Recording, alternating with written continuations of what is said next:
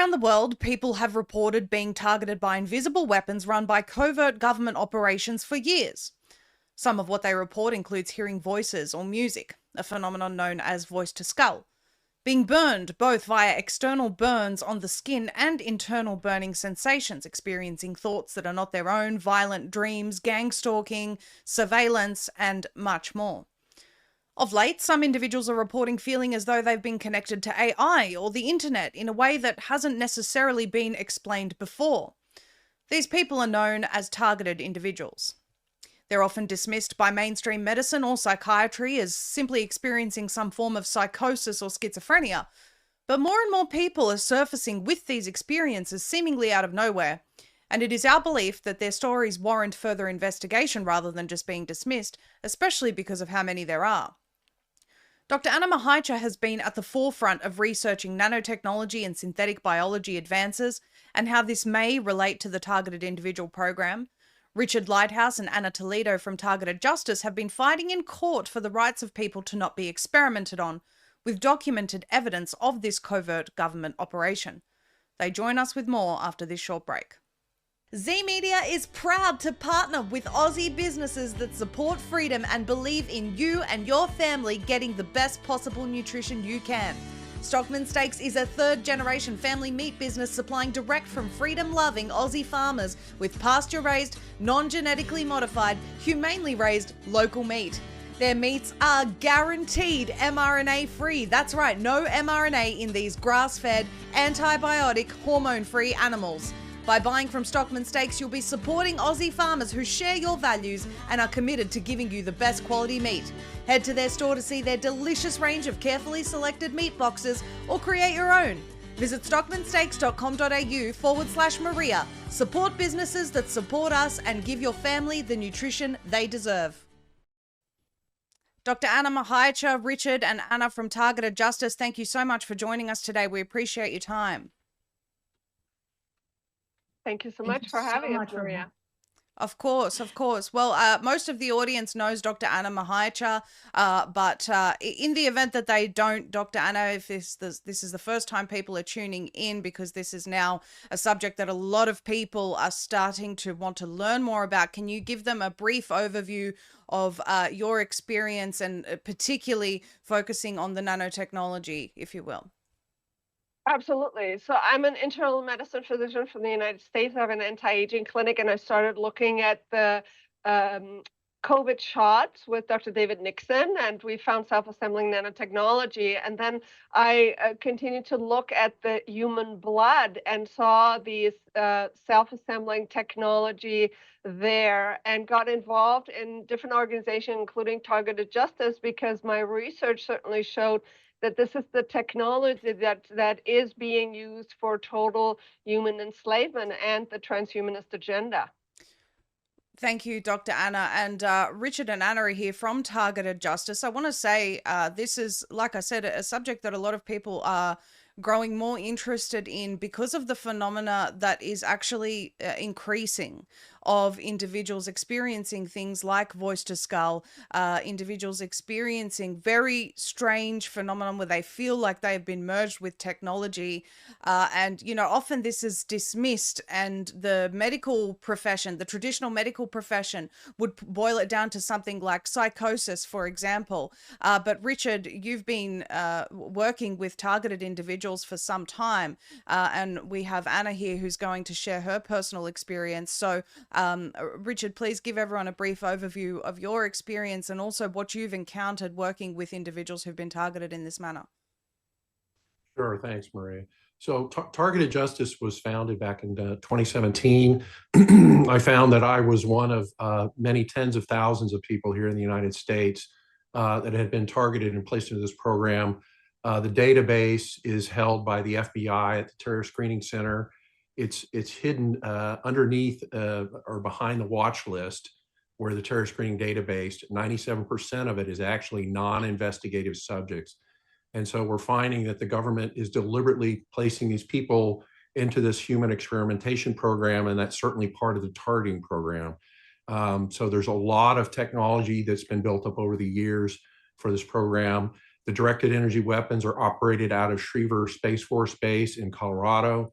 And the CIA certainly provides most, if not all, the funding. Anna, you've also had experience as a targeted individual. Will you share a little bit with people? Sure, thank you. Yes, I am from Puerto Rico, and during the course of many years, I had several surgeries. Some were not, some were mandatory, supposedly, and others were elective. And during the course of those surgeries, I was implanted with a huge, a very big head to toe W-band, and it's a wireless area body network. The sad part of it is that for example, my hip would, fall out of place, and I got x-rays. And even though now I can distinguish where the implants were, the radiologist would never report that I had all these artifacts inside of me, my intestines, my hips, everywhere. And the same happened with my head, my chest, everywhere. I can tell you that I want people to know that there is a way to beat the transhumanist agenda. I was implanted illegally, secretly, to destroy and obliterate me because I am a whistleblower and environmental attorney that was denouncing environmental crimes happening in Puerto Rico. So I was telling too many inconvenient truths. And with the grace of God, I am here, and I was able to, defeat them because I filed a lawsuit on behalf of Targeted Justice to end the targeted individual program, and we're currently in the Fifth Circuit, waiting for oral arguments. Well, that's amazing news, and very, offers a lot of hope, Anna. I'm interested to know, you said implanted against your will. So how did you come to know that this was the case? And how did you said implanted with the wireless body area network. What do you mean by that? Okay, well, if you can see in some of Targeted Justice has done the testing with a megaphone that detects where you have implants all over your body, and depending on the frequency, you can tell when is the cable and when is it's a very rudimentary way and accessible, freely accessible for people to get it. When I first found out I was a targeted individual, because somebody from the United States, Puerto Rico being an island, information gets filtered. So even though I was pretty well read and I kept up, with the news, I didn't know about the targeted individual program. So it was a person in the United States, when I told her what was happening to me, she said, "Oh my God, you're targeted." And then I started reading about it, and I found out that a lot of them get implanted. So I got all the x-rays I have gotten throughout the years, and I started looking in the internet. In fact, there was a webpage called radiology.com that no longer exists, that I would be looking in there and comparing the x-rays. And that's when I started detecting that there were things in my x-rays that were not supposed to be there. And what did they look like? Well, I have one huge one. Dr. Anna is going to show you. I have a huge one in the middle of my brain. I have little ones on top of my skull. I have a rectangle and what seems to be like a belt around my chest. I have what seems to be like a ball, and excuse my lack of medical language because I'm an attorney, right?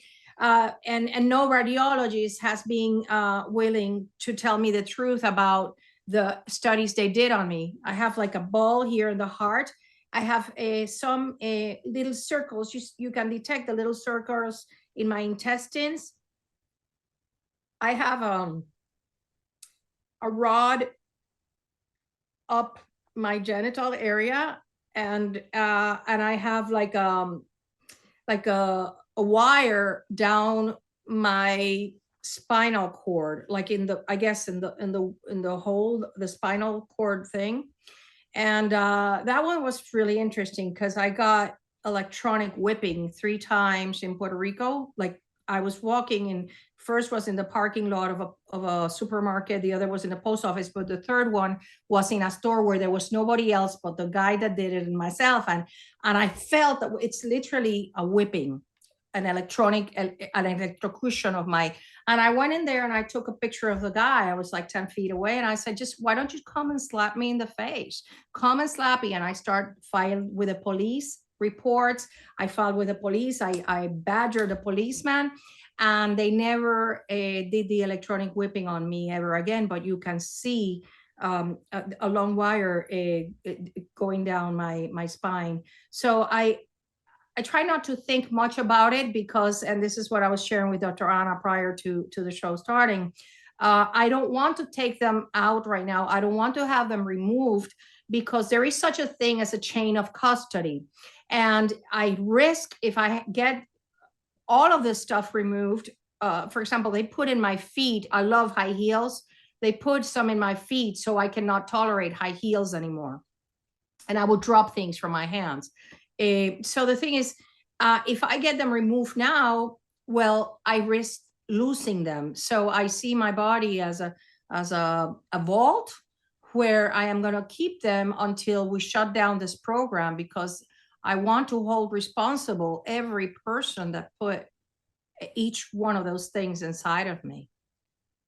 Well, that's certainly an extraordinary story, Anna, and we appreciate you sharing it with us. What you're talking about is something physically being implanted during a surgery, if I understand. But Richard, there's a lot of people who experience similar sensations, if you will, to what Anna's just described, who have not had anything implanted during surgery. What's your experience been, I guess, personal and with the individuals that you work with?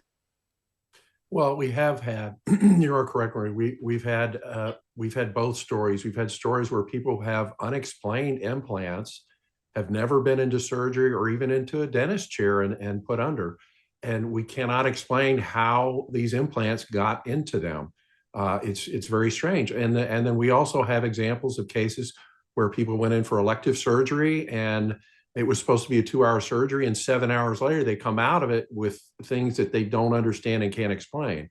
So we don't have all the pieces to the puzzle, really. How do they know that there's implants in them? Is this through x-rays and other testing? What testing are they using? Yes, x-rays. They'll go in for, maybe they twisted an ankle or something and get an x-ray of their ankle, and there's a clear foreign object near the ankle, and they're like, what is that and how did that get there? A very common story. We've had, of course, the megaphone, which Dr. Anna, I think, is going to address a little later on, but the megaphone is able to detect many of these, and because it only costs $15, it's available to the general public, and it's a very simple test that you can do. And we've got more information on that on our website and in our newsletter. Great. Well, we will get into that.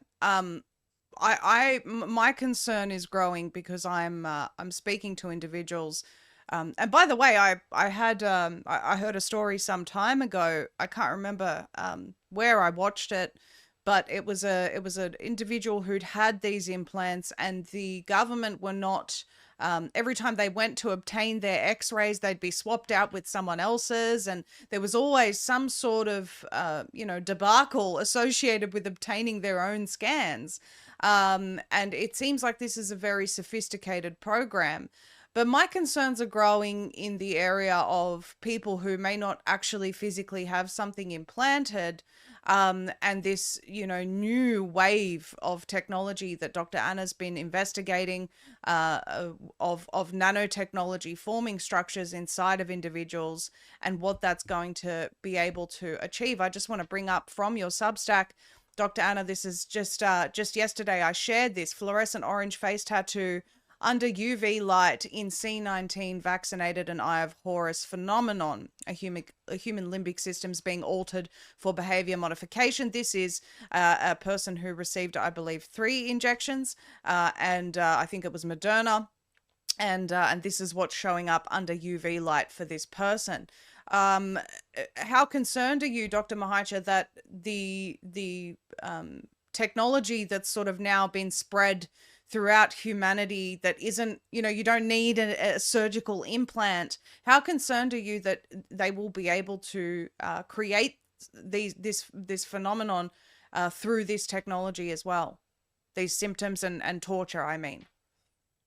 So the literature clearly states that hydrogels, which are clearly part of the C19 vaccination programs, and polymers are now able to be encrypted. They can be programmed like a memory.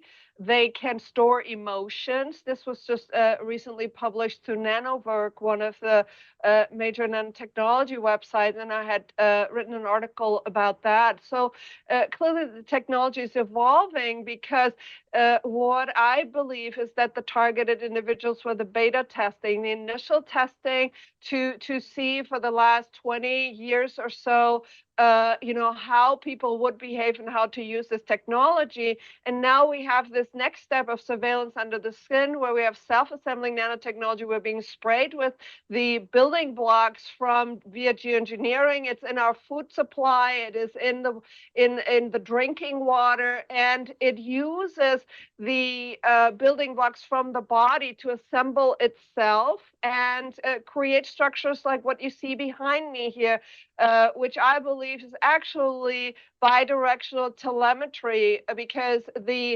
particularly the micro robots that I've seen, those are used for WeBan, exactly what Toledo was explaining, which is, it's biosensing, but then it can be affected.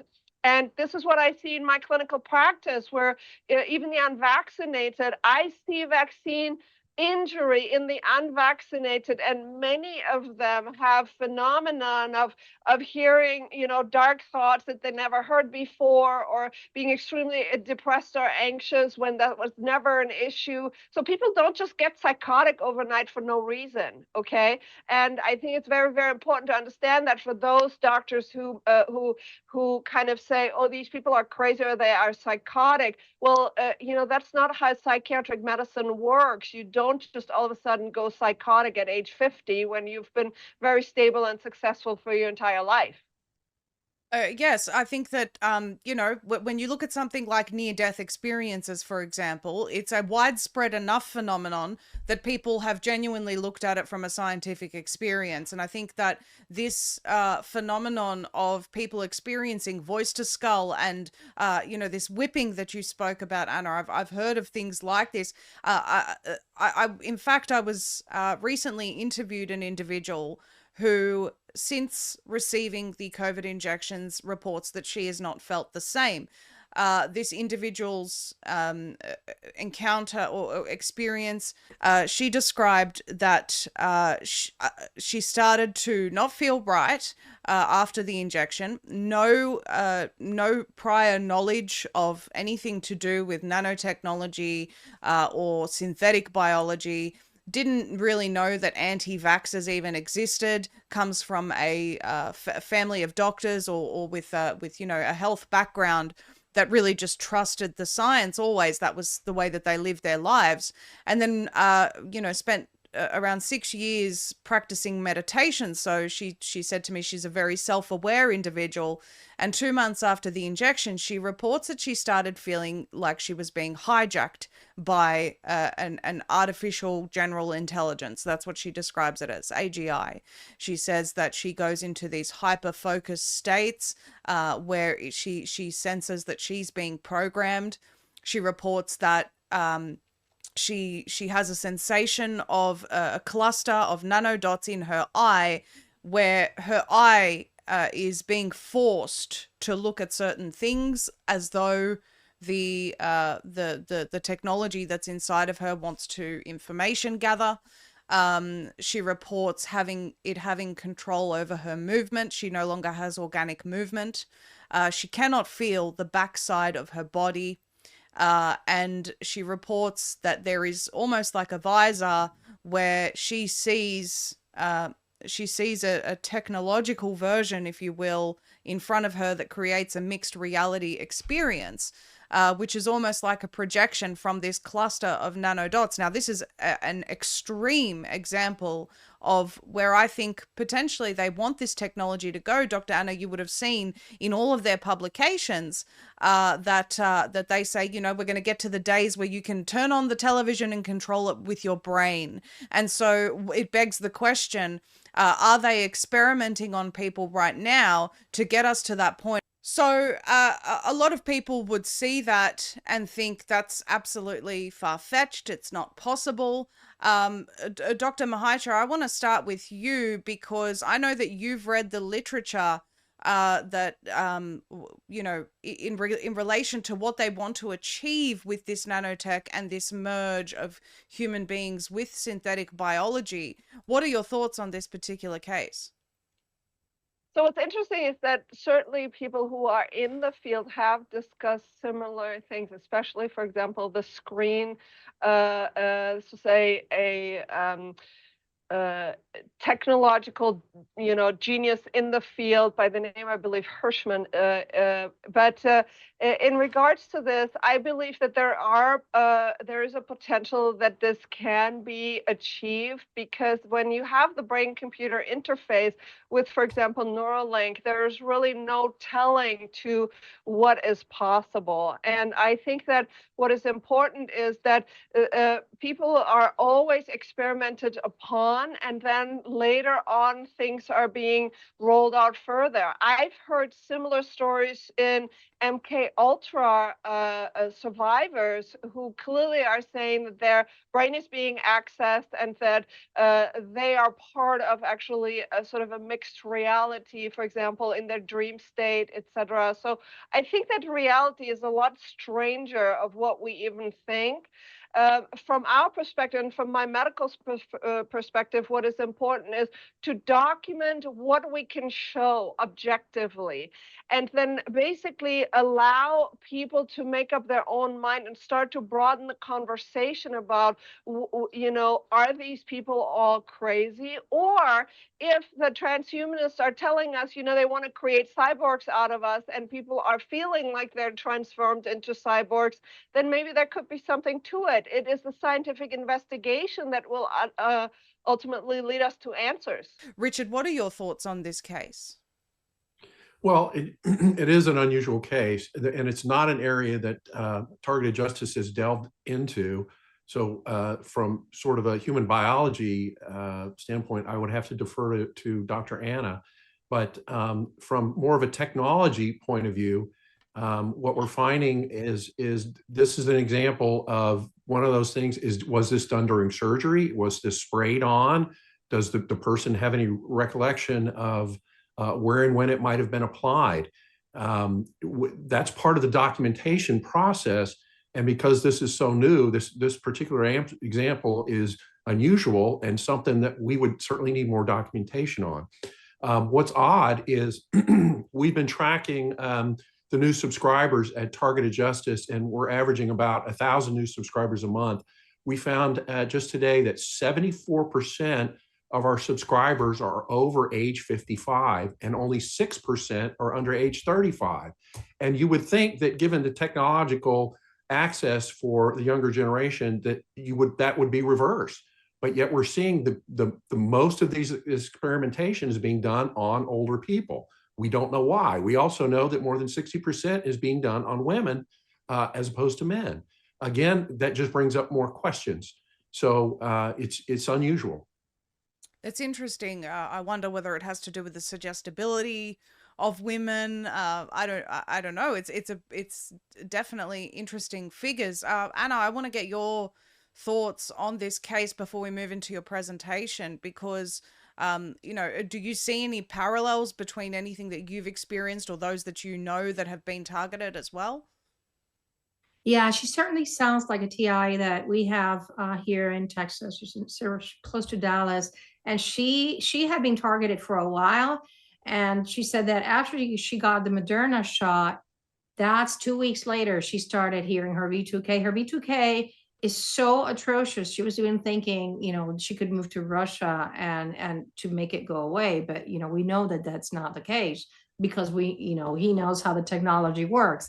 But the truth is that a lot of people say that, like with the directed energy weapons, they don't need the technology inside of you. But I think that the technology facilitates things that, I'm not a scientist, that are limited with the directed energy weapons. We have TIs that have forced speech, that they say, I didn't want to say that, but but the technology made me say it, and the same moving limbs and the same driving. Some people have problems holding their wheel and driving, some targeted individuals, and this is very, very scary for them. So we are just grateful. You know, Dr. Anna is a beacon of hope for us, I say for humanity, but particularly for targeted individuals and vaccinated people, because she is delving into a terrain that not many people, she's got the courage that not many people have, into, you know, calling a spade and investigating what is that these powerful people are doing to experiment, not just with targeted individuals, but with humanity. I have to agree. Absolutely agree. She's certainly been leading the way. Dr. Mihalcea, I just saw Greg Reese did another report on your findings. You know, whenever anyone is talking about the research into this area, you're mentioned, and it's because of your tireless work. I can't keep up with, you know, all of your research, so we're very grateful for that. Richard, I want to ask you, I don't know if you cover this off in the presentation, because I do want to get to that.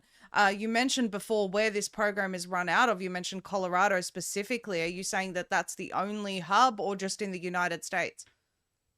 Well, what we found is our research continued to drive us back to Schriever Base, just outside of Colorado Springs. It's the largest satellite operations facility in the world. Roughly, or more than 8,000 employees work there on a 24-hour schedule. The base is a deep underground military base. It has multiple access via deep underground tunnels, and fully funded for many years by the CIA under the black budget. Some of the directed energy weapons are certainly controlled from this facility, although they may have backup facilities as well. And we've had at least one expert, Dr. Bill Deagle, who actually visited this base back in the 1990s, and we've got a 5-minute video where he describes what he saw in this underground facility and said it's very impressive. So, but this is where the weapons are controlled from. And, you know, we want to highlight that. Targeted Justice has been to the base to protest and try to make most of the employees that may not have top secret clearances aware of what's actually going on at the base. So we need to expose that further. Well, absolutely. I'd be interested in viewing that video. Well, I think you have some things to present. Let's move to that part of this, and then we'll, you know, discuss the information. Okay, so I'm going to go through these very quickly, and anybody that wants to stop and read them thoroughly can certainly do that. So my background, I have a master's in mechanical engineering from Stanford, previously worked at NASA, and I have a website with many free ebooks and lots of free information at ourlighthouse.com. One of the things that we try to emphasize at Targeted Justice is some of the overall, the big picture view. Literally everyone in the United States and certainly in Australia is being tracked 24 hours a day. They know your exact GPS location and coordinates of the top of your head. And we tested it many times on many different people. It's very real. These GPS tracking satellites were built by Lockheed Martin and Boeing, and there's at least 30 of them in orbit. And there are 4 satellites at all times that can see the top of your head and provide within half an inch the exact coordinates of where you're located. Everyone is being tracked. This is how the tracking is done. If you follow 1, 2, 3, 4 here, this is an example of a Lockheed GPS satellite, and it bounces what's known as a scalar microwave beam off the top back part of your head to keep track of you. That signal at the speed of light is sent to Schriever Space Force Base, and the supercomputer there can transfer that to a cell tower where subliminal messages are directed at your head 24 hours a day. This is what we have tried to explain is responsible for the Trump derangement syndrome, the gender dysphoria, the panic buying of certain products. That this is how it's being done, is through subliminal messaging from cell towers. This is an important slide, Maria, because it talks about how the database is held for all of these non-consensual human experimentation subjects. The FBI calls them non-investigative subjects. It's 97% of the TSDB. It's on the same, it's under the same list, large-scale list as the watch list.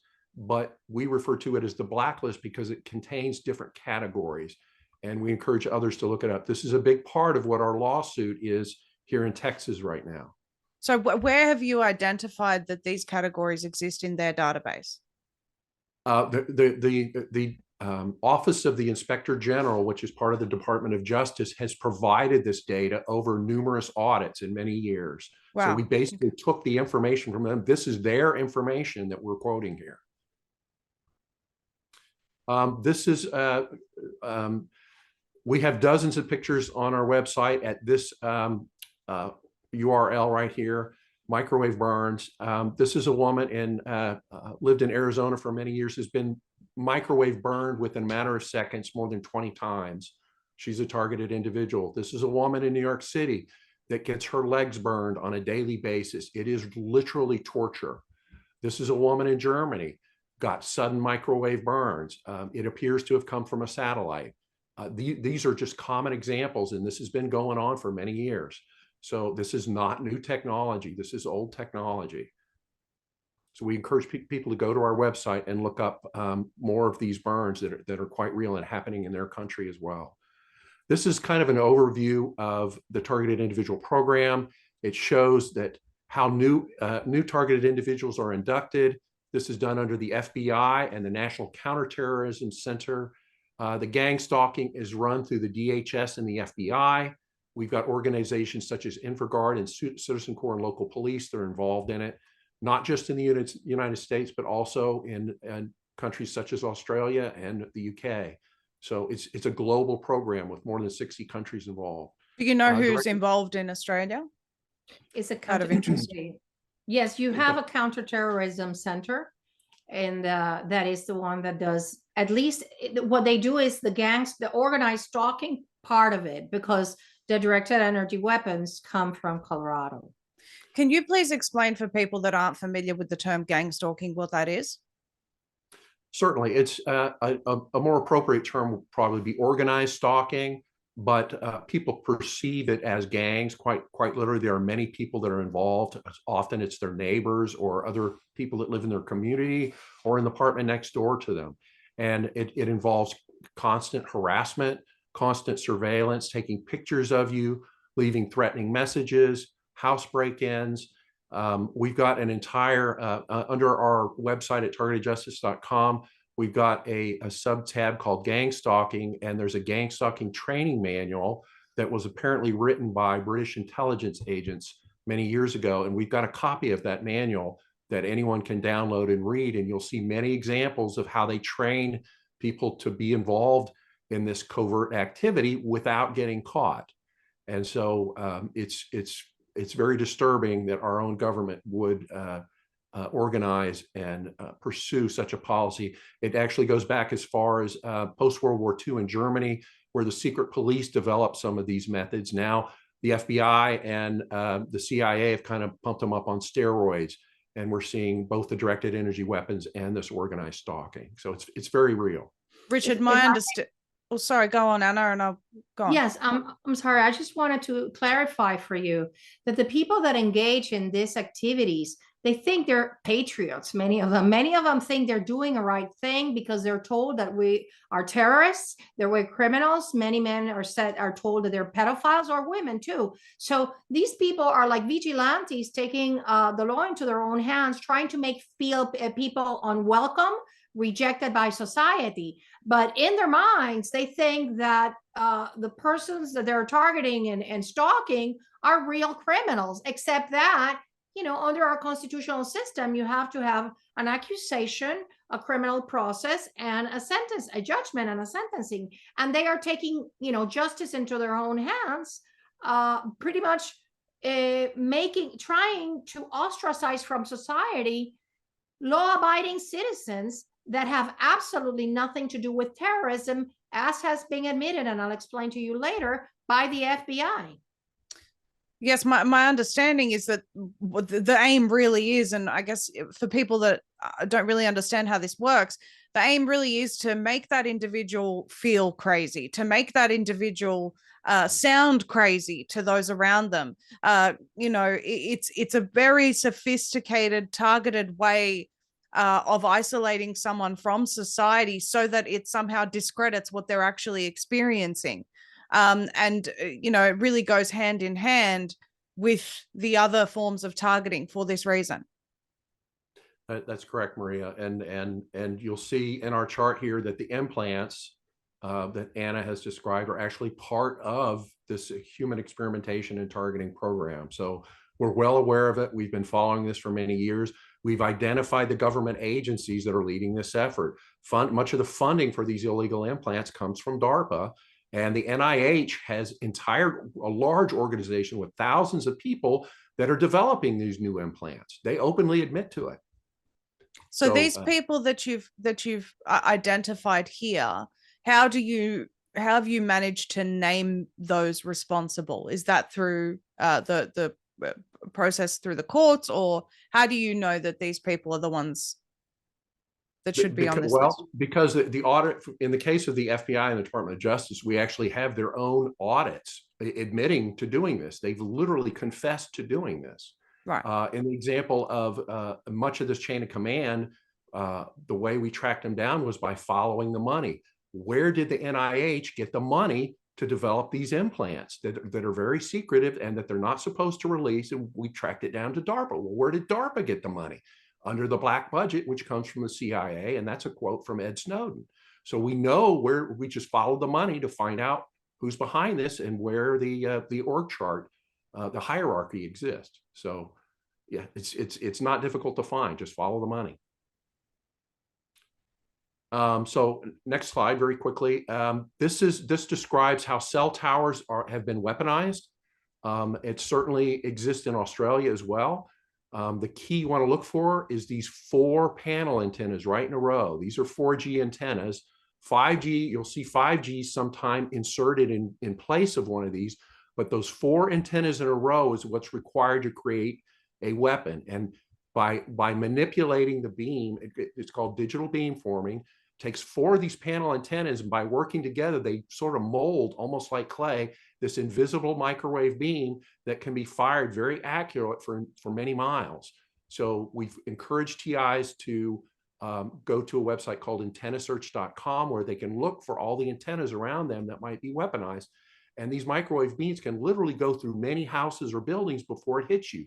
And so TIs jump to the conclusion that their neighbor has a weapon, and it's just not true.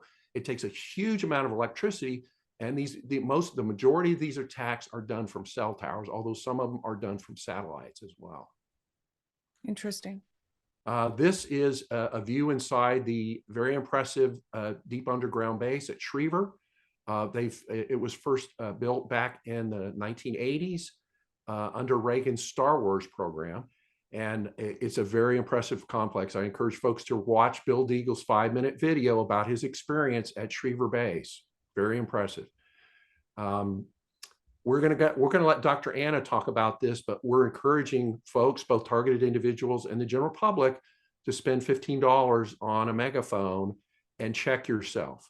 It's easy to do. It's not a perfect method. No medical device is, but it will help you identify where you possibly have artifacts or implants in your body. So we strongly encourage it because the cost is so low. Dr. Anna, did you want to discuss this?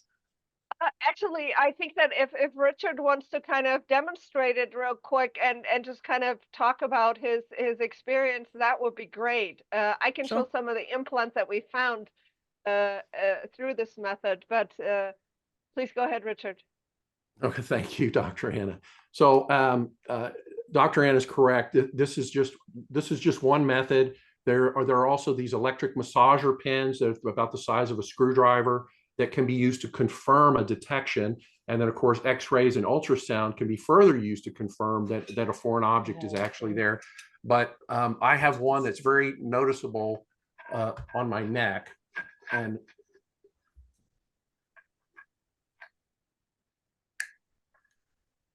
if it's still there. So you see it detects electromagnetic fields. So this particular implant, and I don't know how I got there. There's no incision mark there, but it clearly is detecting a radio frequency field that's sitting there. So that's just one example. And you were not aware, Richard, before that you had anything there? No, I was not. So I have tried to do a thorough scan, but like most TIs, I found so many spots. I'm not sure. I would like to get ultrasounds or X-rays done to for sure identify those things that maybe I could get removed. It's disturbing to find out how many spots in your body might contain a foreign object. Is there any other reason why this would occur? Why a megaphone would behave in this manner? Well, the megaphone is just an inexpensive. It detects electromagnetic fields, so it's not magic. It's just simple science. It's got a round magnet in there with circular wires and a diaphragm. It does act as an amplifier, but in this case, it's simply detecting electromagnetic fields, and the acoustic, the natural resonant frequency of that particular implant will generate a signal and get amplified that obviously we can hear. So Anna, for example, we did in some prior demonstrations showing where she's got very clear foreign objects that can be seen near the top of her head, as well as one that's very deep within the brain.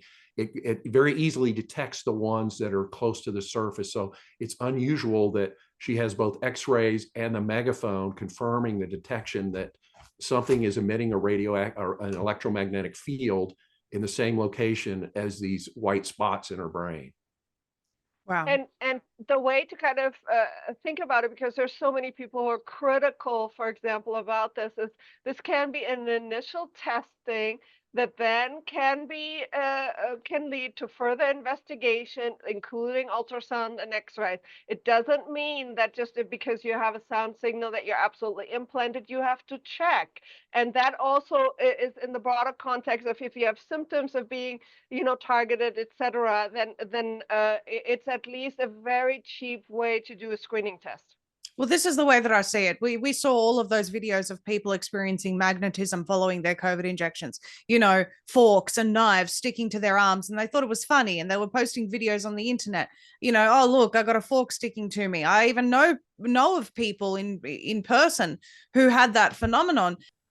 It was a very primitive way of testing whether they have magnetism or not. But had they paid attention to those early warning signs, perhaps they wouldn't have gone back and gotten a booster, or gone back and, or experienced sudden death or myocarditis. I mean, this is what I'm saying. Even though some tests may seem primitive to people, they can be an early indicator, and we shouldn't just dismiss them. In my opinion, the topic of, even though, some of what we're discussing in the realm of nanotechnology is a little bit different to what you and Anna are talking about, Richard, in terms of implantable, devices, although I note that you said not all have been implanted, but even though it is a bit different, I don't think it is. I think that this is the more advanced version of what was initially done through implants, surgical implants, and that now they've evolved from that. This is what I'm trying to say. I mean, this is my theory. I can't prove it, but all signs are pointing in that direction. Mm-hmm. Yeah, I agree. We Dr. Anna has been emphasizing we need more tests. This is a simple screening test that anybody can do, and if you get results, then you want to ask why. Let's go to the next step. What else can you do to confirm that? We try to cover that at Targeted Justice in our newsletter at targetedjustice.substack.com, free subscription. And Dr. Anna has done amazing research to confirm some of this. Certainly the blood work, where we're seeing graphene that can create an electromagnetic field. That's certainly one possible source. So an early scan is just going to basically tell you, hey, I need to look further into this. Dr. Mihalcea, you've got something you want to show us as well? Okay, wonderful. So what I want to explain a bit is that there have been very esteemed scientists who looked at this phenomenon and actually investigated it. One of which was Dr. Hildegard Sterninger, who, for example, in 2012 had this case where somebody was affected by a directed energy weapon into the ear canal and then continued to have headaches. And it turns out that she then had screening tests done, medical screening testing, and a meningioma was found. And what was interesting was that after the surgery, this material was then sent for investigation for advanced nanomaterial analysis. And it turns out that that also some of the earwax of this individual through the access point of where this directed energy weapon hit was also then analyzed. And it turns out that, number one, the contents of these materials were graphite, which is a sister to graphene, as well as silicon, sulfur, and an amide polymer. So polyamides is exactly the chemical signatures that Clifford Carnicum and I have found in the vaccinated and then in the unvaccinated from shedding when we were investigating this issue of the nanotechnology. And there were literally these parallels between the self-assembling nanotechnology called Morgellons, which is actually a form of advanced nanotechnology that's used for biosensing application, and what we were seeing from after the shots. The other thing, this meningioma was taken out, and they couldn't cut it with regular measures. They needed a diamond saw. So this was just unbelievable because regular tissue, you would absolutely be able to cut through, and it was a hydroxyapatite and this protein polymer.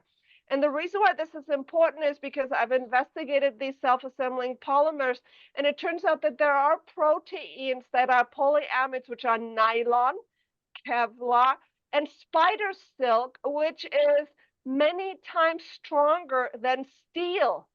And it's used in the military for applications as well as now for biosensing applications. So I certainly, have found, particularly in the military literature, correlations with this.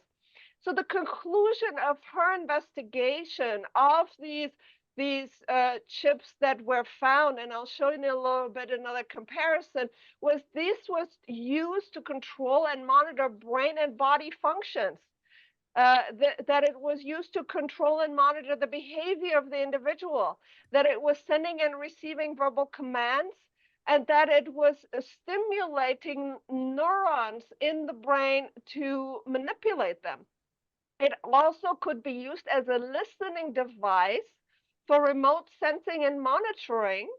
And there was also a digital computer component to the device that was able to actually capture visual transmissions.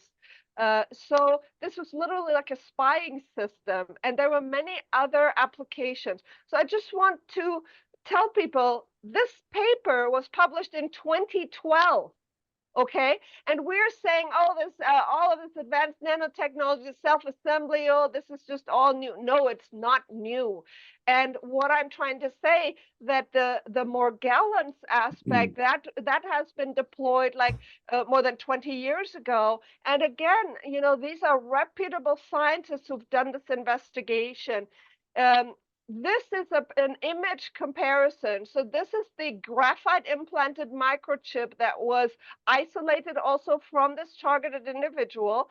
And then you can see here, this is 2022, Dr. David Nixon, who placed a drop of the Pfizer viral content under his dark field microscopy, and these microchips grew. And you can see the similarities here. Certainly, it made me question what are the correlations here. Here are more of the microchips that Dr. David Nixon found. And here is Dr. Anna Toledo's imaging from her brain chip that exactly over this area the megaphone is emitting a sound, and she actually had adequate, scientific evaluation, and you can see clearly that there is a chip here. She has another one that is a little bit higher, but I just want, again, for all of those naysayers who are saying, oh, the megaphone is nothing, it's just nonsense. Wait a minute, we have people where we are doing these tests, or they have done these tests, and then they have had medical evaluations, and they have implants showing that their etiology cannot be otherwise explained. This is very significant.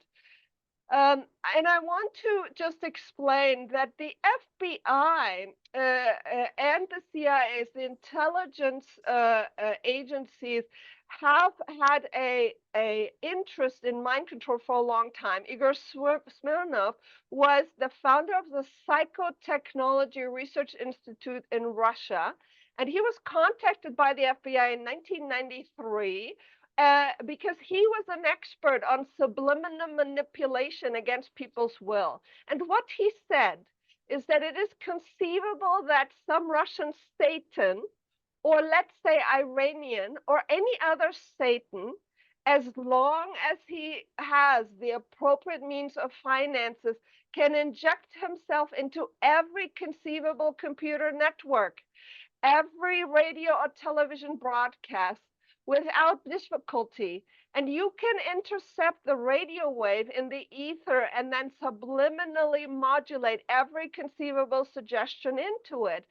And if it transpires over a long enough period of time, it accumulates in the heads of people. Eventually, they can be artificially manipulated with other additional measurements to do that which the perpetrator wants them to do. This is why this technology is rightfully feared. So let me just again pause here that in 1993, they were talking about what is possible by simply adding information to a radio wave frequency that could be then targeted to somebody's brain.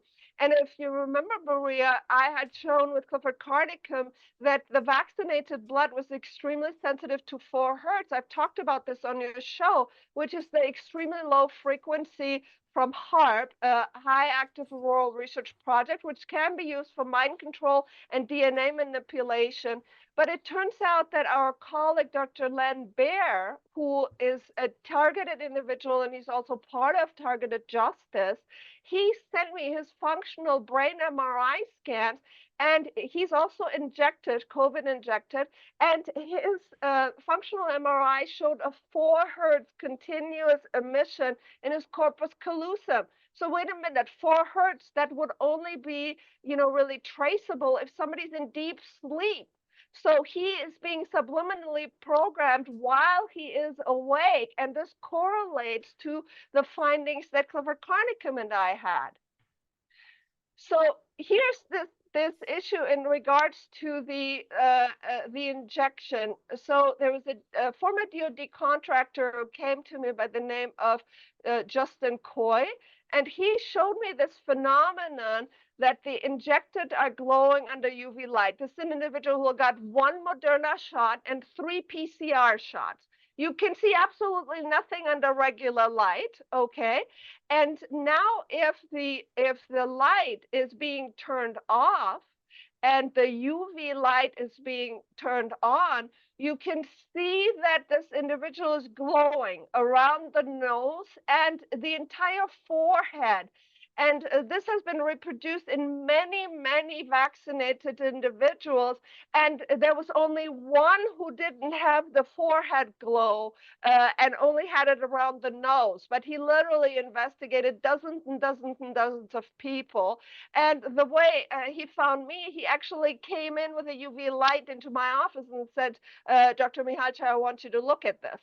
And you can see this tattoo cannot be taken off. This is not from any dermatological disease. Here you can see very advanced forms in the ear. This isn't makeup. You cannot scrub it off with alcohol. You cannot remove it. It is a tattoo in the skin, okay? Dr. Anna, I have so many questions. Does it move around, or once you shine the light, it just sort of stays in the same place? It is in the skin, so it's a tattoo that stays in the same place. And what happens is literally the little tiny dots. So these are not milia or little, little pus pockets, but it's actually the texture of the skin. And the concern here is that either this is quantum dot technology, and for example, I've investigated Thermo Fisher. They have a dye that's called calicine orange that actually is used for tracking and tracing of cells. And Thermo Fisher was a partner of Pfizer. Or what Justin Coy was concerned about is whether or not this is luciferase, because you can certainly know the Book of Revelation that said that they will be marked in their foreheads. So Yes. what is also interesting here, this is correlating to the work of Hildegard Steininger in 2008. After there was a pesticide being sprayed, there were individuals who had a fluorescent light on both sides of the iris. This is called the Eye of Horus phenomenon. And she determined that at that time, the military was actually investigating how to mass manipulate people's behavior via fear hormones, in particular fear. And so it turns out that smell and memory are being encoded in the same neurons. And she found that the people who were subjected to this nanotechnological spraying had these fluorescent dots in their eyes at that time. And it turns out when I showed this to Justin Coy, he said, "Oh my God, I've seen the same thing in the vaccinated. I'm going to show you a picture. This is why I'm showing this."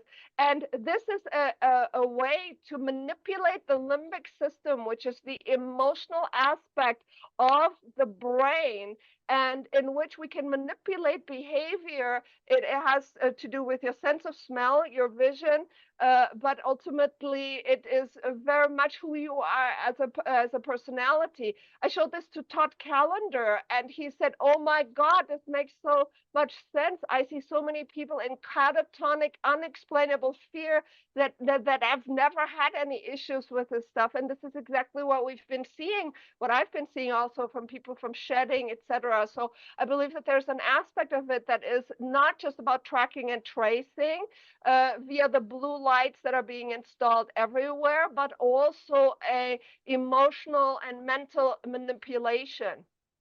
If this was just luciferase and not quantum dot, for example, because people may say, "Oh, well, yes, it's in the injections, and luciferase is in a lot of different medications, and that's perfectly okay." My question is, why would you need something that's luminescent inside the COVID injections? If it was just luciferase, why would that be a problem? Well, first of all, who consented to be glowing at night?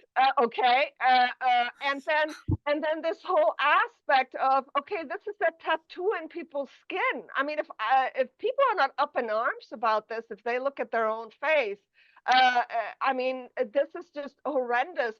What if there was a genetic manipulation that now actually transcribes whatever produces the luminosity in our genome? Does this mean that all of us have been altered? Because I see it in people who've been subjected to shedding. It's just around the nose.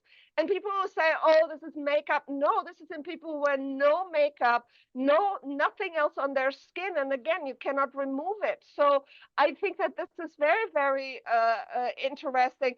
And whether or not it is quantum dot, it's an or not, it's an alteration of the human being that is just part of potentially this tracking and tracing mechanism. And it's an outrage that we're finding this in people. Well, Dr. Anna, some time ago, I interviewed Hope and Tavon, and I'm talking early days, and they were showing me how they had been experimenting with quantum dot technology, making it, they'd been able to program it in mice to go to the tail or to the forehead to aggregate in that area. And I was saying, my goodness, this sounds like, Mark of the Beast, making some sort of a bioluminescent substance travel and aggregate in the forehead. And I said, are we going to start seeing this in humans? And, you know, just yesterday when you published your article, I sent it off to Hope and Tavon because, you know, there's something we were theorizing a couple of years ago where people called us absolutely nuts is happening now. Absolutely. And what I want to explain about this Eye of Horus, so this is literally, like I said, in 2008, and these were nano and microsphere that apparently had a specific dye at that point. It was this fluorocyanoethylcyanide. And anyways, what I wanted to show people is, number one, here there is a connection to the Eye of Horus or Isis, and you know that everything that the Satanists that are involved in this transhumanist agenda, to them things are spiritual in nature.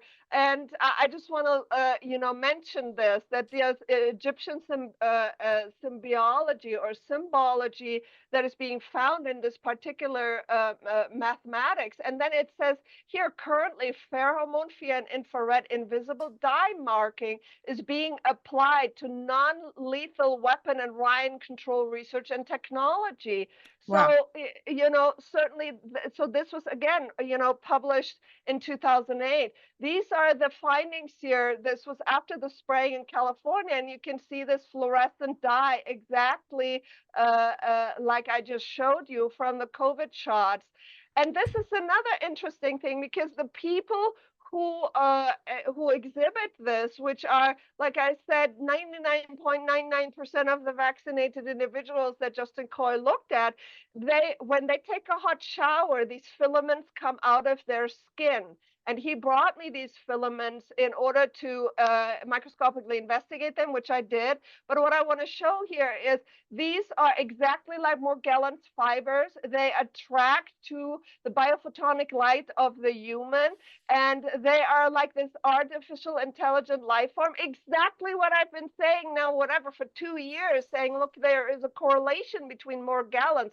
Here, a hair is being held to this thing, and you can see it is moving on its own as if artificially alive and conscious. And this is coming out of people's skin. So what you do is you take a hot shower, and then you take a UV light, and then you will see the orange glowing filaments coming out of your skin. And this is no longer just the Morgellons victims, but now also the COVID injected. And I think that we need to pay attention, because all along we've been saying, okay, self-assembling nanotechnological filaments that we're seeing in the blood are also showing up that are very similar to the Morgellons technology. Dr. Mihalcea, is that from a vaccinated person? That's not a Morgellons victim. Absolutely, a vaccinated individual. And he brought me a little plastic container of all kinds of these, because he's been checking all of the people who have this orange glow, and tells them, you know, please take a hot shower, use UV light, and collect these filaments. And he's been getting this from these people. So what I'm saying is, literally, the phenomenon that we've described previously, that Morgellons is related, this is clearly an overlap that is, again, confirmation to everything that I've been talking about the last couple of years. And Morgellons, remember, was a plasmonic nanoantenna that could also genetically alter individual, as well as it was used for biosurveillance, because it developed the same type of similar microchips. Well, Richard, I have a question for you, and this, you know, goes back to what I was saying in the beginning, where, okay, you know, Dr. Anna's saying that what we're seeing now is the result of the original Morgellons testing. They've gotten better at this nanotechnology and what they can do with it since Morgellons. And what we may be seeing now from targeted individuals is a much more advanced, you know, targeting or advanced interaction with technology with these individuals. Would you agree? And what is your assessment? Have the symptoms and the things that people are experiencing that are contacting you changed since the COVID injections? Well, we first started noticing, we had a number of TIs writing in beginning back in 2018 about the Morgellons. So we were aware that it was one aspect of this experimentation program.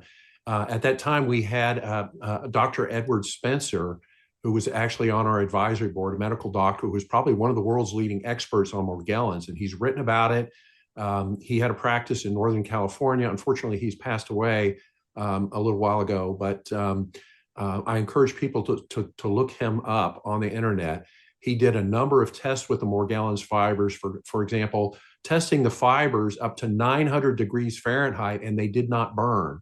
That doesn't sound like an ordinary organic substance. So although he wasn't able to identify what it was chemically composed of, he said, biologically, I'm not aware of anything in the human body that can withstand 900 degrees without heating or without destroying it. So he did give a number of talks to city councils in California and things like that. But clearly, the conclusion of his speeches were, we need more testing on this. We need to understand what this is. But unfortunately, we still have medical doctors, particularly in the psychiatry and psychological fields, saying that people are just crazy, that these fibers just came off your coat, you're getting alarmed about nothing. And that is one of the areas here at Targeted Justice that the barriers that we're trying to take down, is make the psychological and psychiatric custodians aware that this is real phenomenon. Well, again, when you have the transhumanists talking about what they want to achieve, and then you have people that are presenting with some synthetic materials and symptoms that correlate between what the transhumanists want to achieve and what they're experiencing. I mean, people, we've got to start taking this seriously, but we still have the problem of doctors not taking seriously the stuff that we're finding in the blood. And so, I just want to say publicly from my end, I'm actually trying to speak with the sort of freedom movement doctors and waking them up to this and exposing them to this research. Anna, I know that your court case is, you wanted to give people a bit of hope as well. Would you please do that for a moment? Yes, but if you allow me, before we do that, I wanted to mention that we started with the V2K, right? And what you just talked about, doctors, it is reckless negligence for doctors not to keep up to date with technology. And when you tell someone that they're crazy because you don't want to even do a little reading into what Dr. Nixon or Dr. Mihalcea are doing, you are committing malpractice. And that's when they are depriving people of their freedom and putting them in the mental hospitals, calling them psychotic because they're hearing voices from the voice to skull that, you have textbooks about the microwave auditory effect. It's not fantastical. It's not invented. They are not crazy. So, it is reckless negligence. And until people start holding responsible those doctors that are so condescending to patients, because like Dr. Anna said, you don't develop schizophrenia at age 50. It's in the 20s, in the decade of the 20s for men and women that it happens. So they are intentionally looking the other way because it's, like I say, an inconvenient truth. They don't want to talk about it. Maybe it's because they're being blackmailed, they are being threatened, but the person that is suffering is the patient. And so patients have to hold them liable to their malpractice. Regarding, let me see if I can share with you, because I want to, as Richard said, most of the evidence that Targeted Justice has is based on FBI owns admissions, DOJ uncontroverted documents. We're not making up anything. And that's why even though over 300 lawsuits have been dismissed of targeted individuals that have not perhaps worded their claims in the correct terms and have been dismissed as fantastical by the courts, the truth is here. Okay, the legal initiative that Targeted Justice engaged in, we started on January 11th, 2023. The district court dismissed it, saying it was fantastical, even though 80% of the 125-page lawsuit is based on uncontroverted facts and documents that come from both FBI and DOJ. Right now, the program has got to be the largest crime against humanity going on, not just, again, 400,000 innocent Americans that have absolutely nothing to do with terrorism, but we estimated 6 million people around the world that are not only tortured with directed energy weapons, but also illegally implanted and also the object of psychological operations and gang stalking, as we mentioned before. This program comes from the infamous MK Ultra, which everybody knows that supposedly stopped after the church committee, but of course, since nobody went to jail, it never really stopped. Instead, it was merged with the COINTELPRO, which supposedly also stopped. And it's very dear to my heart because in Puerto Rico, over 74,000 people were persecuted with this Stasi-like, governmental conduct. And people eventually it was supposedly shut down. And Louis Freeh admitted before Congress that the FBI did operate a program that did tremendous destruction to many people, to the country, and that they did illegal things. But it never ended. What they did is they merged MK Ultra with COINTELPRO. Right now, our statistics tell us, and I did a form. I have over 2,000 people that replied to it because it is our goal to have access to the TSDB. I'll explain to you the categories of it and check the names of the people. It's important that people know it's not just targeted individuals. Our internal numbers say that for one targeted liberal, there are 5 targeted conservatives. This is a program that was going to be rolled out to the entire population because it's a way for mind control. They wanted to have control of the population through mind control. 2/3 of them are women. 62% have the B2K. Of those, 62%, over 65% are men. The 82%. So more men experience voice to skull than women. Yes, and my theory is not scientifically proven, but I think is that the purpose of this program is to make you go on your knees and ultimately commit suicide. Basically, give in to the control, give in to the experiment. And V2K is such an atrocious torture. It's 24/7. Some people have it very loud, some people have very low. But I, in my opinion, I think that the reason that there is overwhelming majority of men with V2K is because they are harder to dominate. Except that, there's people like me. I don't have V2K, and my honor and my respect goes to everybody that does and can live through it. 82% have artificial tinnitus that Richard didn't mention it, but it's a byproduct of the tracking, of the satellite tracking. That's interesting considering how much tinnitus increases were reported following the COVID injections. This was one of the huge phenomenons that started happening very short after the initial rollouts.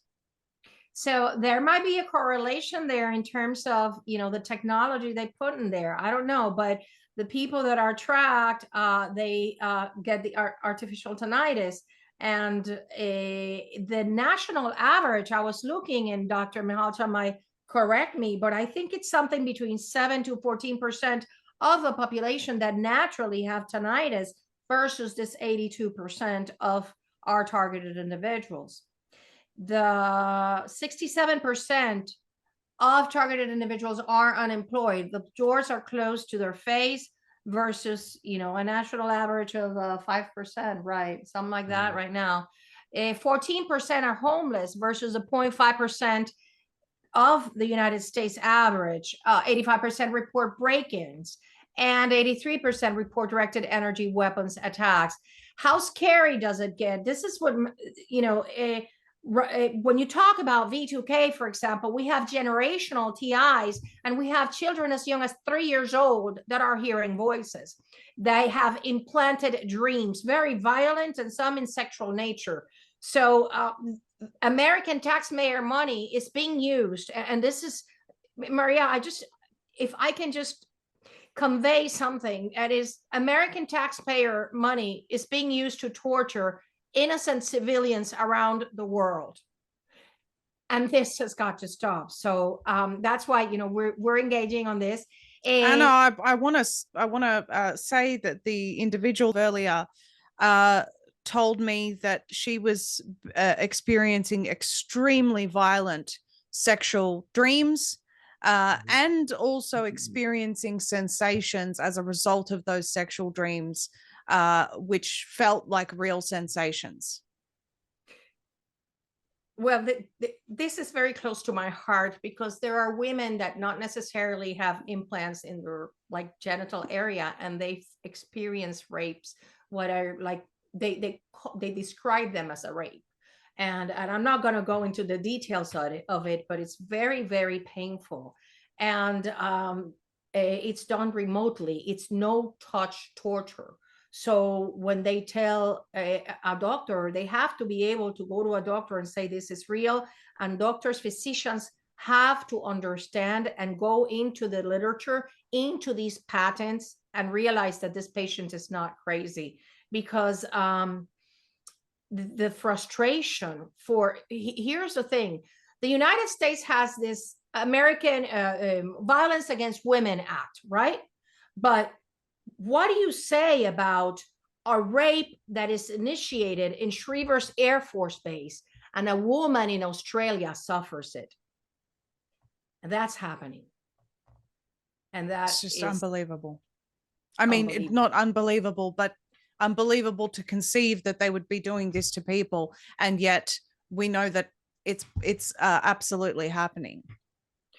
They can't erase the evidence. You know, maybe they could try to erase it, like the 30,000 Hillary emails, but every time one of these weapons is fired, there's a log to it.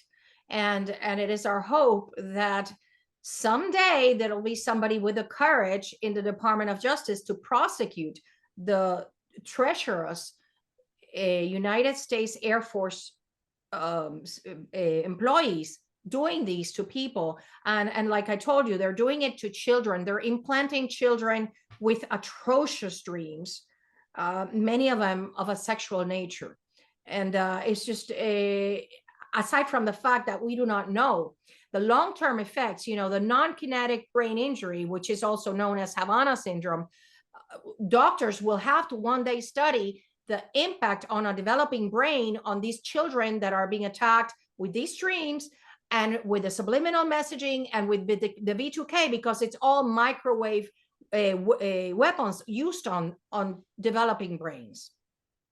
So I'm going to go back to the legal part. Sure. The roster today for this torture program, and as Richard mentioned, 97% of the people in the terrorist screening database are in a secret list that is not the watch list. You hear people talk about the watch list, a watch list. Watch list only comprises known and suspected terrorists, but there is the Homeland Security Presidential Directive said that is what it was supposed to be for.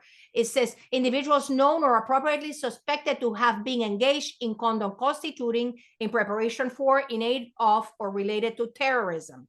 Okay, so that they consolidated 14 terrorist lists from different agencies, and that's what the terrorist screening database only authorized. The problem is that in a statement under penalty of perjury, an FBI official of the Terrorist Screening Center admitted that the TSDB, the watch list, only contains the names of the known and suspected terrorists, which are handling codes 1 and 2. However, in that little footnote, they say, additionally, there is information about people that are not categorized as known and suspected terrorists, and that they are not a threat to national security, and they are not screened as such. Because of the Department of Justice audit reports, we know that those two categories, which are handling codes 3 and 4, which is where the targeted individuals are, well, those comprise 97% of the terrorist screening database, which was only authorized for known and suspected terrorists. So right. What we have is that the majority of the people in the terrorist screening database are not associated in any way with terrorism. That's a huge number. I mean, that it's almost like they create this.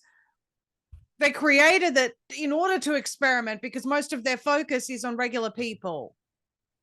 Yes, and here's the thing. The reason why we know it's the experimental, well, we know for two reasons, because Richard can tell you how he found out. But here's the thing, that those people, those 97% people in the terrorist screening database, they are not to be told that they are there. When we travel, we don't encounter problems traveling. we are not warned that we are on any list, because we're never supposed to find out. Okay, Right. so why do you have that hidden list there? And so we have Samuel Robinson, another terrorist screening center official, saying that the individuals that are placed in that are watch listing exceptions that must not be disclosed. So basically, he admits that people are placed there for secret criteria, and they are not considered known or suspected terrorists. This is the graph that came from one of their audit reports. That's where you have it, the handling codes 3 and handling code 4. And the important thing about this is that handling code 4 constitutes 75% of the targeted individuals. And it's the the very slight targeting. Handling code 3 are the people that know they're targeted. So what we know is that most targeted individuals don't even know that they're targeted. And in this juncture, I wanted to mention to you, there was an important case at the Supreme Court called TransUnion versus Ramirez, where it was a class action lawsuit of over 8,000 individuals that TransUnion had put their names in their credit reports as if they had been associated with the OFAC terrorist list. And then it had been sent to third parties. Well, only almost 2,000 people, their reports had been sent to third parties, and 6,300 were not. So the court said, well, the ones that were sent, those do have a cause of action. The problem here is that TransUnion said that that was a mistake, and it is not. What I believe is that these are people that are targeted individuals in handling codes 3 and 4, and by accident, TransUnion didn't know that they were not supposed to put them on the like an OFAC terrorist, flagged by OFAC. I wanted to ask you just quickly, Anna, you said some people know they're targeted, some people don't. For the ones that know, do they know who's doing it to them? Is it always made known to them? No, many people, the FBI is the one, and we have an Inspector General report saying that FBI makes, at least as it pertains to the United States, because Richard knows the international ones. It's ridiculous what they're doing, because it's like the FBI legal attaché sends a nomination, and they just process it and send it to the terrorist screening center. And that FBI field offices were nominating innocent Americans. You heard about the Christians here in Latin Mass. You heard about Steve Friend saying that he was being pressured to classify as domestic terrorist people that were going to the parents' meetings. Well, this is what it's about. The FBI is hungry for categorizing people into domestic terrorism, because that, like Richard says, follow the money. The more people we have to watch over, the more budget we get. And that is why innocent Americans are being placed on this list. And sometimes the ones, when I didn't know I was targeted, well, I would wake up in the morning and I wasn't really, it took me 40 minutes to warm up my body, because throughout the night they're microwaving you. And one simple test that everybody can do at home is the cupping of the ears. You can cup your ears for 30 to 60 seconds in a very quiet place, and you will hear little pops. Those are the microwave pops. And it's just one way of knowing that, you are targeted. Many people know who nominated them, but who carries out the torture? It is the United States government. In the United States, we have the fusion centers that the policy is established by the Department of Homeland Security, and the fusion centers coordinate with Citizen Corps, and those people go out like vigilantes. FBI has the counterpart, InfraGard. They do surveillance, electronic surveillance. All of our emails, all of our phones, everything is under surveillance all the time. The Mataibi Twitter files, I am absolutely certain those were targeted individuals, because as you know, they weren't famous influencers. They were people that had 1,000, 2,000 followers. And I believe that they are targeted. So the atrocity of this is that what they wanted to attain is mind control of the population. Well, you just said something so interesting there, Anna, and I want to quickly touch on it. because there was an interview that a gentleman just did with Tucker Carlson, and I shared it, and he was talking about the censorship, and I actually want to name him and give him credit because it was one of the most fantastic interviews that I'd seen in a while. Mike Benz. Okay, so he just explained the censorship complex to Tucker, and he was talking about how essentially they get away with this because they class everyone as a threat to democracy, right? And so, yes, those people are targeted. They would be on that list. They would be classed as a threat to democracy. Therefore, they have to be silenced. So every single one of those people that's classed as a threat to democracy who says, hey, maybe we shouldn't give these injections to people, they're killing humanity. Hey, maybe we don't need, every poison under the sun in a childhood vaccine. Hey, maybe we don't need genetically modified bananas. Just as an example, that individual is then not just at risk of censorship, but also at risk of the targeting program that you and Richard are describing. That's exactly it. I listened to him twice because it was just so information, so much information in there.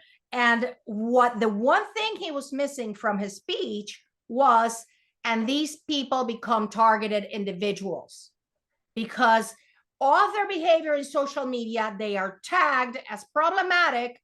Let's make their life miserable. And the way they do it is with slight little things. It starts very slight. And then if you become a real problem, it becomes, you go to handling code 3. But what he describes is exactly how I think they go about fishing for people that they're going to put on this program. Anybody who is a dissident, anybody who thinks different from what is in power right now will get targeted. That's why it's so important, this program, and people out there to just get the word out because it has got to stop. Let me finish here. Sure. People are labeled as suspected terrorists. Many people, you go to a place, they treat you really badly. This list is distributed in the United States to 18,000 law enforcement, 532 corporations of the biggest corporations, 1,400 organizations and 60 countries. Wherever you go, you cannot escape it. They will, for example, some of our targeted individuals, they cannot wire money through Western Union. I have had one person in our advisory board, I'm not going to say the store, but she ordered two beds from a store, an online store, and they refused to sell it to her because they said she was a security threat. They kicked her out of one of these short-term rentals, calling her a security threat after 6 days staying there. Okay, the lives of targeted individuals are affected in so many ways. What takes a normal person 15 minutes to do online takes us 2 hours. So well, Anna, you talking, I was going to bring up banks, but I thought maybe it's not as relevant to this conversation. But in Australia, they have, I think it's actually a worldwide program called Know Your Customer, right? Where banks have been given a mandate to re-identify their customers. Now, in Australia, we've actually had a bank here tell someone that I know that this has to do with the digital ID and linking the person with, because there's new numbers on the back of the driver's license, and that's linked with your digital ID and so on and so forth. But my point is, when I went in to research Know Your Customer in Australia, it is actually often the bank is told to re-identify these people because they are a perceived threat. There's some sort of a database that identifies this person as a potential domestic terrorist, for example. So what you're talking about will absolutely extend to the general population through their banking as well. If they make things, it's really reminiscent of, I mean, this is next level social credit system. It's all interconnected is what I'm trying to say. Absolutely. And here's the irony, because when you talk credit systems, social credit systems, you think of China. But this is happening in Australia. This is happening in America. It's happening in Europe, in supposedly places that are democratic. So it's all a hypocrisy. Richard here 3 days ago he had to go to 4 different ATMs because the ATM would not dispense money. When he pulled out his phone to take a video of the transaction, that's when it worked. You see, Wow. it's so you see that banks are colluding with this program and doing this kind of abuse on people. And if they don't want you to eat, you won't eat. And that's, you know, it's just very, very scary, because with a digital currency, they will absolutely control everything you do. Absolutely. And so, you know, if you are targeted, I tell you, you know, a simple online transaction, and that is if you are successful, that normally takes 15 minutes. It can take us 2 hours, or maybe we don't get to do it. Okay. So, and here's the private sector part of it is that there is a lot of, this program has become a financial money-making machine for private enterprise. There you have targeting officers in private corporations. Private corporations are deciding who gets who, and this goes with Ben's discourse, that he says it's private corporations that are getting to do the targeting of people, you know, the signaling of who goes against the narrative. Well, this is the same. You have targeting officers, and this is a real conflict of interest, because here's what happens. They get more money. The more people they target, the more people they get money paid for. But it doesn't mean that the people they're targeting are real terrorists. You see? The same with, I don't know if you saw this pyramid of far-right radicalization. You have there a lot of very well-known organizations. This is DHS donated $340,000 in a grant to University of Dayton that did this presentation, this program. And they did this, you know, here you have, you know, what they consider, and on the top you have what they consider terrorists, you know? So it is people But that's just an anime cartoon. I'm not. Yeah, anime cartoon here, but here you see this came from University of Dayton, and you can see who for them, you see, from activists to radicals to terrorists, who is in the pyramid of far-right radicalization. Yes. These no, are I understand. I'm just interested. Why did you superimpose the anime, or did they actually put an anime photo there? No, I got this from the internet. I don't know. I got it from the internet, because the Department of Homeland Security is donating money everywhere to get private enterprise and universities engaged in this program of Stasi, converting society into a Stasi state. Yeah. Yes. Oh, absolutely. That's and this education through the universities is just turning people into mindless drones that would watch, you know, these people would watch something like this and think that we belong in that pyramid. It's absolutely astounding to me how many people have been brainwashed by the so-called education system, which is just indoctrination camps for the future drone society. Absolutely. And the thing is that they refuse. It's part of the subliminal messaging, I think, that Richard was talking about. You know, they have been so brainwashed into not listening to anything but, you know, this indoctrination. Well, like I mentioned before, hundreds of cases have been dismissed, and they have many filed by targeted individuals, and they have many things in common. These are pro se plaintiffs that many of them are dismissed because they file in forma pauperis, and they are dismissed in unpublished opinions because they don't really organize. They don't really know who is doing it. We know who is doing it. It's DHS on the ground and CIA and Space Force with the directed energy weapons. And so the courts use this language of fantastical, delusional, implausible. However, never are sanctions imposed for frivolous filings. So that, you know, if you only had one case, 2 cases, you would say fantastical. But when you are dismissing 300 cases throughout the entire federal judiciary system, somebody has to raise an eyebrow and say, wait a minute, something is happening, because after 2003, we've had 300 of these cases, and they're pretty much saying the same thing. We filed TJV Garland, and it's based, as we have said before, we seek a national injunction based on official documents generated by the Department of Justice and the FBI seeking to end with handling codes 3 and 4, which is the roster for the experimental program, special access program known as the targeted individual program. It's, nobody should be, no innocent civilian should be on a terrorist list under secret criteria. It's unconstitutional. This is very interesting. The former director of the Terrorist Screening Center retired within 2 weeks of us filing the lawsuit.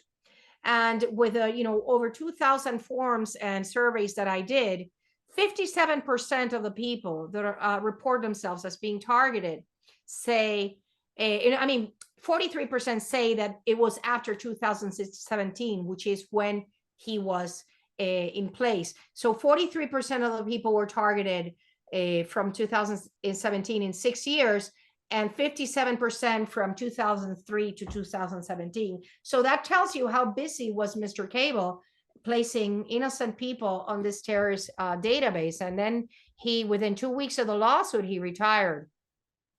Our goal is, no names, no target. When we eliminate handling codes 3 and 4, the targeting program ends. We have pending the oral argument because the briefing has finished. There's also the oral argument of another important case, Kovac v. Ray, which is against the watch list. We have the decision in FBI versus FICRE, which was argued on January 8th. That one is really important. There's also the Congress is starting to pay attention. The Peters Committee came out with a report in December saying that, mislabeled as a threat. And then there's Karula versus Garland. Karula is a mayor in Pleasant Park, New Jersey, who was denied entry to the White House because he's supposedly on the terrorist list. So he, around 18 other people, filed a new lawsuit. And the interesting thing about this one is that this one is not just about the watch list, which is handling codes 1 and 2. Rather, it includes the entire terrorist screening database because they recognize there are people that even though they are removed from the watch list and are allowed to travel, they remain in the database. Yes. And so that's what we're waiting for, the oral arguments to be held before the Fifth Circuit. Well, I'm certainly incredibly encouraged to see all of this is happening. I suppose I want to direct people to targetedjustice.com for more information. Are you looking for to connect with more individuals? Where can they go? Are you done with your presentation, by the way, Anna? Yes, I'm done. I did want to tell you, we do have an Australia group, Australasia group. Yes. Yeah, we have an Australasia group in targetedjustice.com. We have the information, but also in our Substack newsletter, which is free. Every Tuesday, we publish the information. We know that in Australia, there's a lot of targeted individuals, and many of them are even afraid to speak because they don't want to be called crazy. These conference calls that we carry out are sometimes the only opportunity that people have to speak with like-minded people and victims that are going through the same. So yes, certainly I even if you're not targeted, you should subscribe to our Substack newsletter because we are publishing information that is of relevance, particularly to conservative people that may become targeted just because of the way they think. Everyone can visit substack.com/@targetedjustice or just type in Targeted Justice Substack into Google and you will find the Targeted Justice newsletter. You can subscribe there and you will see all of these resources that Richard and Anna have been talking about today. What else did you want to mention? You mentioned something about Australia, Richard. Yes, we have a very graceful woman named Helene in Australia that's been very helpful to Targeted Justice. She has a podcast, I believe, on either Fridays or Saturdays. She's got a pretty good following in Australia and New Zealand. And so we want to raise awareness about it. She's been very helpful in expanding our reach into Australia and New Zealand. Well, that's really wonderful. And, Anna, I'm very encouraged by you because despite everything that you've been through and the mounting evidence that you have of what's being done to you. You're advocating for others. You are pushing forward, taking legal action. I mean, this is just such important work that you're doing. You know, just circling back to what I said earlier about the advances of this program. You know, some of the things we mentioned, like the Know Your Customer being put on this, you know, dangerous, potentially dangerous list, a terrorist list. Mums at school board meetings being classed as terrorists. I mean, the more people that are added to this list, the more people that could potentially be tortured, experience voice to skull, and, you know, all sorts of other forms of torture that we've highlighted in this interview today. So we absolutely do have to get this program stopped, and I'm really grateful for the both of you. Dr. Mihalcea, what did you want to say in closing? That people need to pay attention, because what has been presented today is really the dystopian future unless we stop these transhumanists, because they want to surveil and track everyone and be able to control and potentially harm any dissident on Earth for total Orwellian culture. So I think it's important to take this serious. I also want to ask people, I'm an advisory board member for Targeted Justice. Their work is incredible. The legal actions do take money. If you are able to donate to this cause to support Targeted Justice, we would certainly appreciate you helping the cause. Thank you. Yeah, and you can do that. I'll just quickly bring that up. If you go to targetedjustice.com and hover over the home button, you can actually find the donate button there. Richard and Anna, in closing, your comments. Sure. Thank you, Maria. Yeah, free subscriptions to our newsletter, targetedjustice.substack.com. Lots of helpful information. If you think you might be targeted, there's a number of things that you can do to research that further. Also, our website is a treasure trove of information, all free, targetedjustice.com. In closing, I want to thank you, Maria, for this great opportunity. And to the targeted individuals out there, I just want to say that this program can only be survived, and this is just my personal opinion, with the power of God. I am a walking miracle. The things that they put inside of me were to take absolute control, physical, mental control of me, and I didn't let it happen because God didn't let it happen. So don't obsess over what you have over your body. Just learn to live with it, and be certain that we are going to shut down this evil program, and that, you know, justice will be there for all of us one day. So just be hopeful and trust God more than anything. Amen. Well, I'm so grateful for all of you and your time today, and all of your work. Again, I will put all of the links that are helpful in the description below, where people can, you know, contact and really just sort of get together, because I think that the more evidence that we have of what's going on, the better. So thank you all for your work. Dr. Mihalcea, really appreciate you. Thank you. Are you using your phone, or is it using you? In 2020, a team of technologists, designers, and creatives working within the freedom movement found evidence that phones are listening to our conversations, tracking our movements, and targeting us with ads. They knew they needed to do something to protect their communities, and they began researching. Soon, they had put together a comprehensive privacy phone solution that does more than normal phones without tracking you. Above Phone was born. Today, thousands of people are using Above Phone. By default, there's no logins, no advertisements, and zero connections to big tech. It works with any cell service anywhere on Earth, and you can keep your number. Download your favorite apps privately, or unlock a world of new private apps with more features. Secure hardware protects you, and enhanced software gives you total control over your microphone, camera, sensors, and apps. We're excited for our exclusive partnership with Above Phone. They're offering us the best phones available at the lowest prices, bundled with essential gear. To better safeguard your freedom, purchase Above Suite, easy-to-use services that integrate with the phone. These services run on their private data center, and you get a VPN that protects your internet traffic from surveillance, a private email, calendar and video conferencing, encrypted chat and calls, and an anonymous search engine. If you need help with technology, don't fear. Above Phone offers the best support out there. Every phone comes with a free 45-minute live call with a real support engineer to help you with the transition. Plus, gain immediate access to detailed guides, video courses, and email and chat support.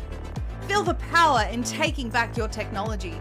Use Above Phone's tools and education to rise above surveillance and break free of the control grid. Privacy and freedom are non-negotiable rights for you, your families, and your communities. Above Phone have created exclusive deals for Zee Media viewers, letting you access savings you won't get anywhere else. Purchase now at abovephone.com/Maria. That's abovephone.com/Maria.